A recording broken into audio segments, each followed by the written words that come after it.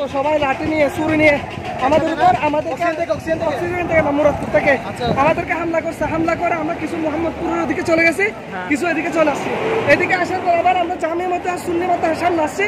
Police আর জামাত শিবির তিনজন মিলে আমাদেরকে টিয়ারশেল মারছে, আবার দাওয়া করছে, আবার কেন চলে আসছে। এখন আবার দুজন ভাড়াইছে ভিডিও করার জন্য। এখানে কেউ অবরোধ করে আছি আর বাকিরা ওদিকে শিবির যে মুরাদপুর আছে শিবিরের যেখানে মেন আস্তানা ওইখানে গেছে সবাই যে তাদেরকে ধরার জন্য।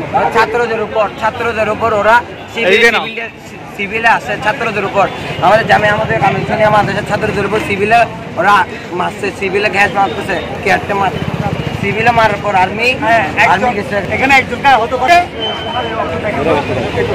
দেখেন সব এই যে একটা মানুষকে কিভাবে হত্যা করা হয় আর মানুষকে দেখাতে মাধ্যম শিবিরের তুলে নিয়ে মনে করেন যে শিবির যে যেভাবে মারলো যে মানুষের মনোবল একটা মানসিক দেখার কথা নাই।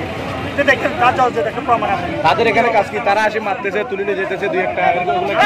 আমাদের মাদ্রাসার সামনে এসে আমাদেরকে মারতেছে।